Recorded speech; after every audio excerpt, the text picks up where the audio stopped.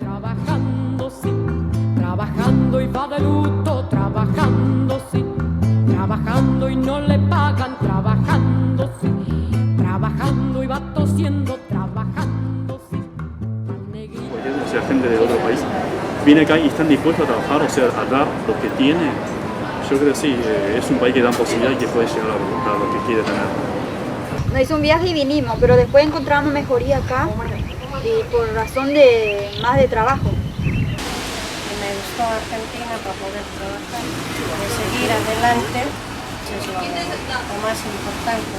Tiene más ofertas que allá para el trabajo para personas mayores o con difícil. La Senegal es muy jodido. Un día sí trabaja, un día trabaja. Que como este es un país más desarrollado, hay cosas que se ven más fácil para conseguir que allá. En un plan social es más fácil. Ganarte un peso quizás es más fácil. Y a nosotros nos cuesta porque son un poco nacionalistas. Y nosotros hemos dado un poco mala fama acá.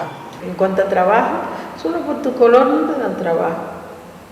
Porque eres así, porque eres negra o lo que sea. Hay desconfianza. Sí. Es muy difícil los inmigrantes. En un lugar necesita una chica o una señora para trabajar. Cuando presenta tu currículum, es negra. No, ya encontramos y mañana pasó.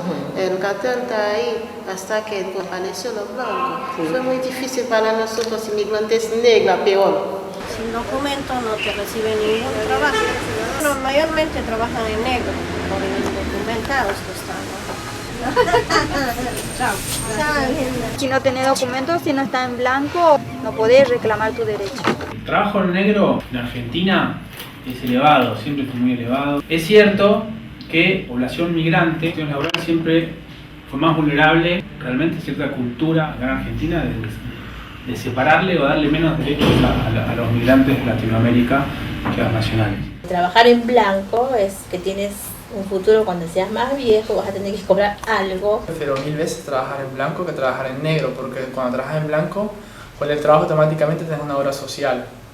Entonces, tú tienes que tener una obra social que te la da el trabajo, aparte que estás afiliado a un sindicato. Si tú vienes con ganas de trabajar, y a lo menos a trabajar y no decir voy a ir allá y a escoger los trabajos, me parece que te va muy mal, porque hay personas que vienen, que son secretarias allá en Perú, bueno, han venido acá y quieren trabajar de lo mismo, de trabajar en oficinas, y acá nunca van a conseguir eso. Y medias que les cuesta trabajar, porque van a casa y dicen que no les gusta, que cuidar a los niños, cocinar, lavar, eso no les gusta. Aunque lo necesiten, no te dan el trabajo. Entonces por eso mismo he preferido vivir por nuestra cuenta. He hecho muchas cositas así, coser, hacer ropa, comida en mi casa, de todo para sobrevivir. Se han ventilado cuestiones relacionadas con el racismo de la policía hacia los africanos que venden de manera ambulante.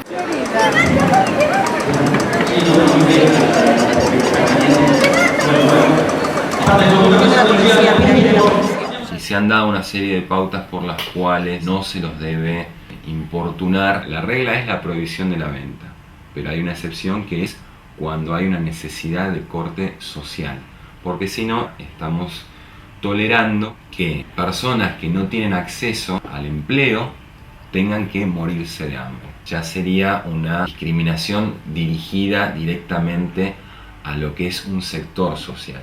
Entonces ya sería una discriminación por pobreza. Como que ya está sectorizada. Si vos sos paraguayo, trabajás en la obra.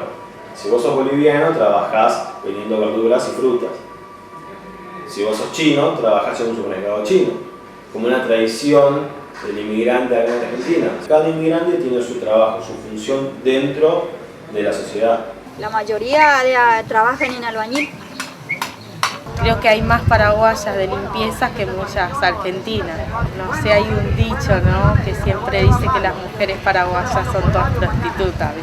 Gente que no cree eso. Hay mucha gente que me dice que la gente paraguaya son muy laburadoras. Me pasó en muchos trabajos, así también como me pasó en muchos trabajos que te discriminan porque sos mujer y por el dicho, ¿no? Te escuchás como versiones que por qué no te vas a tu país a veces, que no estás robando el trabajo, pero yo no lo veo de ese punto. Yo creo que la necesidad y uno tiene que trabajar siempre. Argentinos, paraguayos, no sé, bolivianos, todos. El problema que hay es que muchas personas nos encontramos como aferradas a lo que tenemos y creemos que el migrante va a venir a quitarnos lo que nosotros tenemos. Y esto es un error, esto es propio del miedo. Es que existe como un mito de que los bienes, las cosas que hay dentro de un estado, de un país, son relativamente limitados.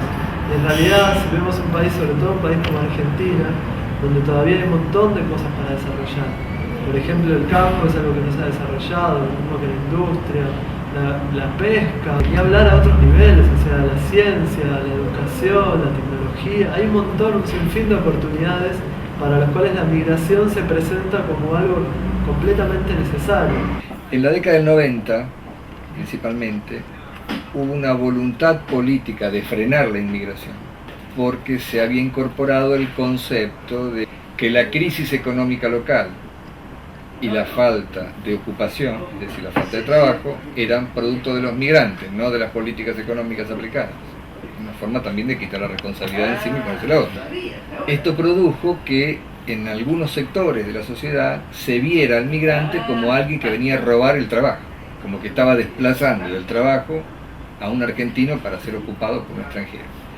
En general, esto lo que produce a la larga es xenofobia. El contenido imaginario xenófobo que hay tiene que ver con, en una medida, la pérdida de trabajo, como en cualquier lugar del mundo. Aun cuando en la población argentina los porcentajes de extranjeros son muy bajos. Hoy no hay tantos extranjeros. La Argentina llegó a tener el 30% de su población extranjera. Y Buenos Aires llegó a tener el 70% de su población no nacida en la Argentina. Como Estado bajamos claramente un mensaje de el extranjero ni te saca el trabajo ni aumenta la violencia. Esto no existe, esto es falso, no tiene ningún valor científico, por lo menos en la Argentina. El migrante colabora con la economía mucho más de lo que toma de la economía de un lugar, consume, genera a su vez más empleo, genera dinámica económica. Los periodos de mayor crecimiento de la Argentina tienen que ver con periodos de alta migración. La Argentina asume y legaliza su política migratoria actual en el año 2003 con índices de desocupación superiores al 20% e índices de pobreza que no había visto en su historia, superiores al 50%. 6-7 años después de la implementación de esa ley y habiendo ingresado en un promedio de 100.000 al año, con 700.000 migrantes regulares más, la Argentina esos índices de desempleo los bajó del 20 al 8.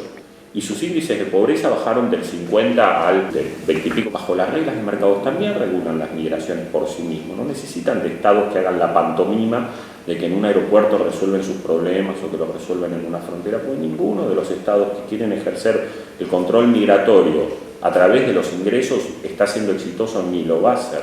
En los momentos en que Argentina ha tenido los flujos migratorios positivos más notables en su historia fueron los años de mayor crecimiento.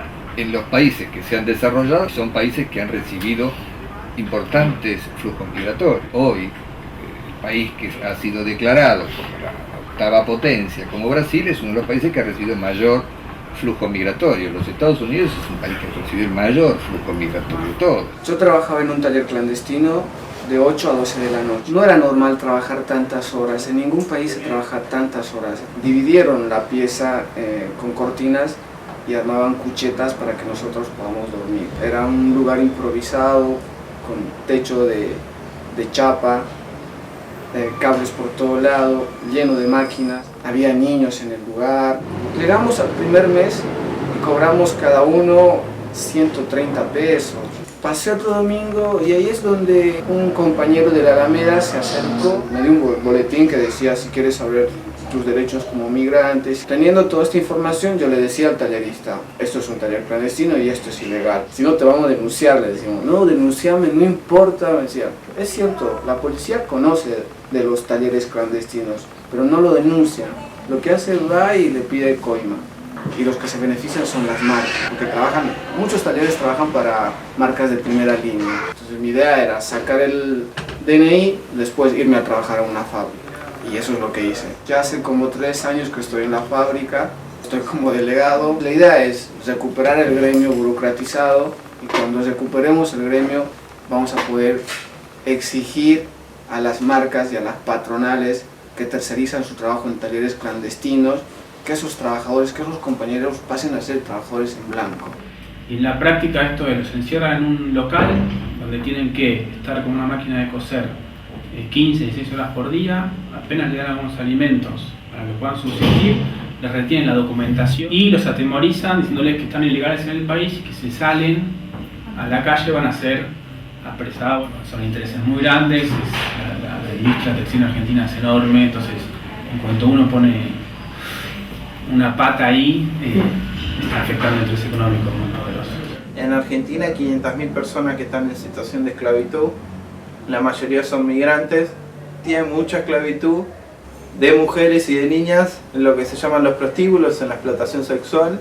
En general las estructuras mafiosas determinan las personas, en general no hay muchas mujeres bolivianas en prostíbulos, sí las ves en el taller y sí las ves en el campo. Y mucho paraguayo hombre en la construcción. Nosotros en la ciudad de Buenos Aires, que es donde estamos en este momento, se calculan 3.000 talleres. Por lo menos triplica en la provincia de Buenos Aires, en la zona del conurbano. Las marcas de ropa, en general el sistema de producción de indumentaria en la República Argentina se basa en el trabajo esclavo. Lo reconocen la misma Cámara Empresaria del sector. Ellos han hablado de un 78% de la producción ilegal. De ese 78%, el 50%, la mitad, se produce en talleres esclavos, el resto en condiciones de no pagar aportes, pero no de someter a la reducción de servidumbre. Así que estamos hablando de una cuestión masiva. Frente a eso, hasta esperar que el Estado hiciera algo y aplicara las leyes, que se construyó en la Alameda una cooperativa, que se acercaba a muchos clientes, sabiendo que pagan un precio alto, pero sabiendo que el precio alto que se paga es porque no hay trabajo esclavo. Justamente estas personas vienen a aportar su solidaridad a partir de esto. Te agachas y lo firmas, su cara, sí o sí.